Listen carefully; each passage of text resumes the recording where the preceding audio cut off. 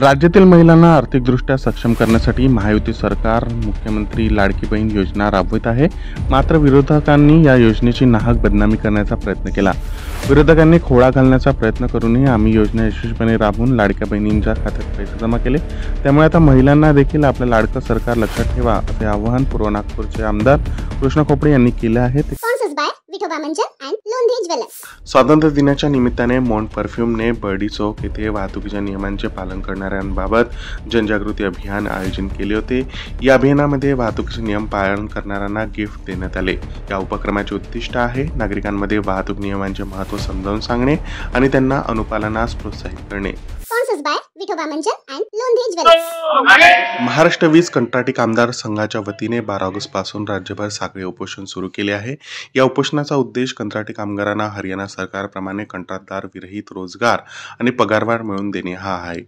24 August रोजी राज्यभर एक दिवसीय आंदोलन करण्यात येणार आहे आणि नागपुरात रेशीमबाग मैदान ते ऊर्जा मंत्री देवेंद्र फडणवीस यांच्या घरासमोर पायी मोर्चा काढण्यात येईल. संघटनेचे प्रदेशाध्यक्ष निलेश खरात यांनी ऊर्जा मंत्री देवेंद्र फडणवीस यांनी योग्य तोडगा काढून कामगारांना न्याय देण्याची विनंती केली आहे. यासाठी संघटनेने सर्व वीज कंत्राटी कामगारांना एकजुटीने या आंदोलनात सहभागी होण्याचे आवाहन केले आहे. राष्ट्रीय स्वयंसेवक संघाचे सरसंघचालक डॉक्टर मोहन भागवत यांनी बांगलादेशातील हिंदू बांधवांवरील अत्याचाराच्या संदर्भात महत्त्वपूर्ण प्रतिपादन केले. त्यांनी सांगितले की बांगलादेशात असलेल्या हिंदू बांधवांना त्रास देऊ नये. सरकार आणि प्रत्येक नागरिकाचे कर्तव्य आहे. शांततेचे वातावरण निर्माण करणे सर्वांची जबाबदारी आहे. स्वातंत्र्य दिनानिमित्त संघाच्या मुख्यालयात ध्वजारोहणाचे आयोजन करण्यात आले. यावेळी डॉक्टर मोहन भागवत यांनी स्वातंत्र्याचे रक्षण करण्याची आजच्या पिढीची जबाबदारी असल्याचे सांगितले. रेशीमबाग येथील स्मृती मंदिरात संघाचे सरकार्यवाहक दत्तात्रय भुजबळे यांनी ध्वजारोहण केले आणि संघाचे प्रचारक राम वैद्य यांनी भाषण केले. बडनेरा विधानसभा मतदारसंघाचे आमदार रवी राणा वादाच्या भोवऱ्यात अडकले आहेत. रवी राणा यांनी मनपा कर्मचाऱ्याला नाल्यात उतरवून सफाई करायला लावल्याने मोठा वाद उभा राहिला आहे. भाजपचे नेते तुषार भारतीय यांनी रवी राणा यांच्यावर गुन्हा दाखल करण्याची मागणी केली आहे. ते म्हणतात की हे कृत्य अमानवीय आहे. प्रभाग क्रमांक 4 ओम साई नगरमध्ये कळमना बस स्टॉप पासून कळमना मार्केटपर्यंत 1,04,00,000 रुपयांच्या विकास कामांचे भूमिपूजन 13 ऑगस्ट रोजी संपन्न झाले. हे काम माजी नगरसेवक शेषरावजी गोतमारे आणि निरंजनताई पाटील यांच्या अथक प्रयत्नांनी शक्य झाले. या कार्यक्रमात माजी आमदार डॉक्टर मिलिंद माने आणि मंडळाचे अध्यक्ष गणेश कांतोळे यांच्या उपस्थितीत कार्याची सुरुवात झाली. कार्यक्रमाच्या अध्यक्षतेखाली दिलीप गौर आणि झोपडपट्टी मोर्चा यांचे योगदान महत्त्वाचे ठरले.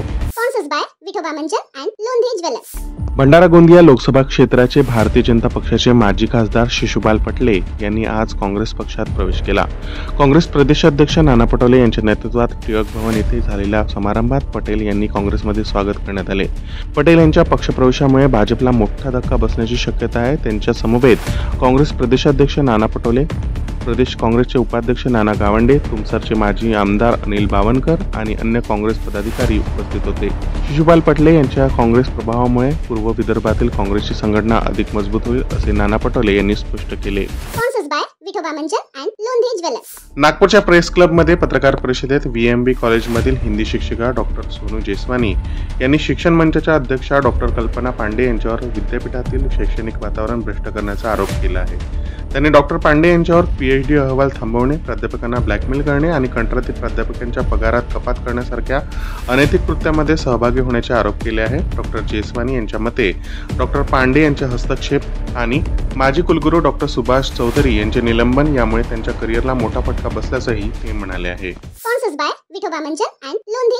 स्वातंत्र्य दिनाच्या निमित्ताने राष्ट्रवादी काँग्रेस पक्षाच्या नागपूर शहर आणि ग्रामीण कार्यालयात ध्वजारोहण आणि संविधान सभा संपन्न झाली. शहराध्यक्ष प्रशांत पवार व ग्रामीण जिल्हाध्यक्ष शिवराज बाबा गुजर यांच्या उपस्थितीत ध्वजारोहण झाले. केंद्रीय रस्ते वाहतूक आणि महामार्ग मंत्री नितीन गडकरी यांनी 2016 मध्ये सुरू केलेल्या विदर्भ मराठवाडा दुग्ध विकास प्रकल्पाच्या दुसऱ्या टप्प्यासाठी महाराष्ट्र शासनाने 149 कोटी रुपयांचा निधी मंजूर केला आहे. यामुळे 19 जिल्ह्यातील दुग्ध व्यवसाय गती मिळणार असून दैनिक दूध संकलन 20 ते 25 लाख लिटरपर्यंत वाढेल असा अंदाज आहे. गडकरी यांनी मुख्यमंत्री शिंदे, उपमुख्यमंत्री फडणवीस, अजित पवार आणि मंत्री विखे पाटील यांचे आभार मानले आहे. प्रकल्पाच्या माध्यमातून 13,400 दुधाळ गायी आणि म्हशीचे वाटप करण्यात येईल आणि शेतकऱ्यांना 2,000 कोटी रुपयांचा मोबदला दिला जाईल. ba ba ba ba ba ba ba ba ba ba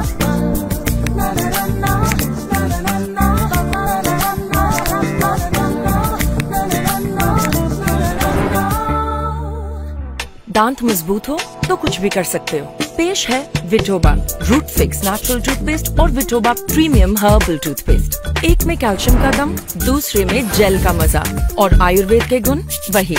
Vitoba आयुर्वेदिक टूथपेस्ट, जड़ से जुड़ो।